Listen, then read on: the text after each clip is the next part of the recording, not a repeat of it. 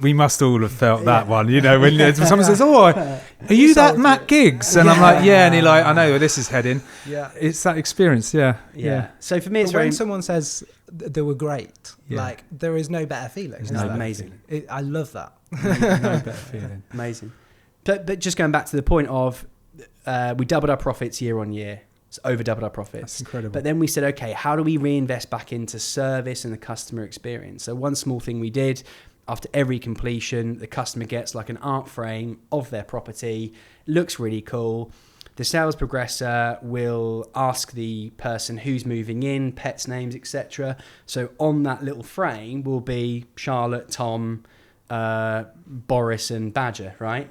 So they get that come through in the post, and it's like this lovely sentimental feeling. And I think Chris Watkin uses a stat that only 1 in 8 consumers go back to the existing agent. Mm-hmm. Well, we hope to try and change that process as best we can. Because it's the leaving point, it's the end as such, but it shouldn't be the end, it should be just the beginning. See you in 5 years. Yeah. But it's a fascinating part, that 1 in 8 is an interesting stat. But to combat, so I get the clarity on this, that when you're building a business of the size that you've got it from an independent standpoint, to maintain that kind of service and experience, it must be quite challenging. And how do you do that so you don't get the complaints? How do you really monitor it? Is that something that you can do, or you do? You'll hate this, Adam. So we audit file notes. We audit to make sure that every week a vendor's had vendor care, some kind of update. So you do a spot check per branch. I won't do it. Our operations team will do it. Head of ops will say, okay, I'm going to do a random spot check and I'm going to go through and make sure that on 30 of your 150-ish available per branch, that they've had clear, thorough notes, actually given them a market update. You'll see a clear trend. Are there 15 that say LM left message? Are there some that have had no contact for over 7 days? Or is there really clear, comprehensive updates on that person's move? You get a clear picture.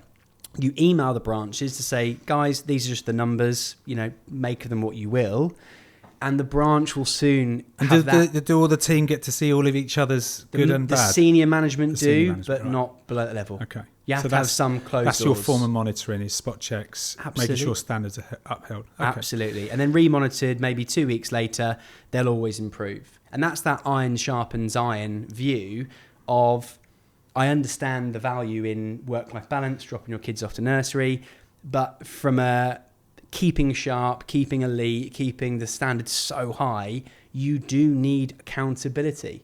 And you do need some kind of mini audits to keep everyone sharp.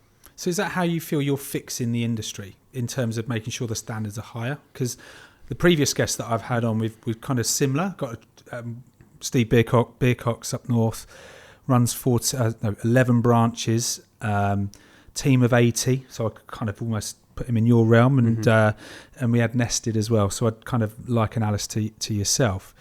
Is that something that you see there in your business about how those standards can be upheld? Because if you've got two very different models but you're raising the bar, there's a big gap appearing in the middle.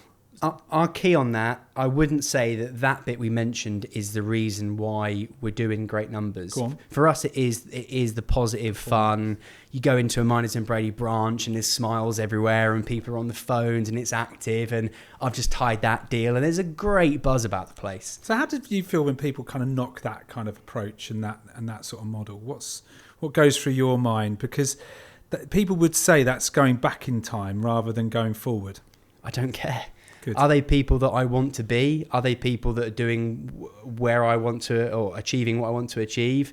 Are they people that I care deeply about their opinions? Absolutely not. In which case, it's water off a duck's back. So what's the vision for your business then?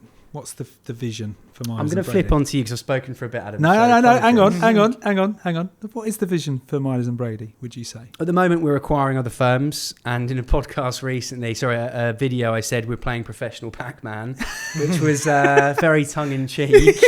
I thought I'd get a soundbite or two. We're playing professional Pac-Man, which is good fun. So we've got another acquisition that's due to go through in a couple of weeks, which will add around 260 managed units to the portfolio. Amazing.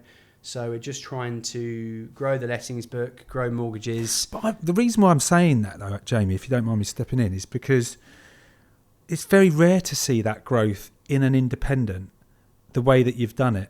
And I think that a lot of people have seen that as an unfashionable way of growing a business, when actually there's so many benefits to it.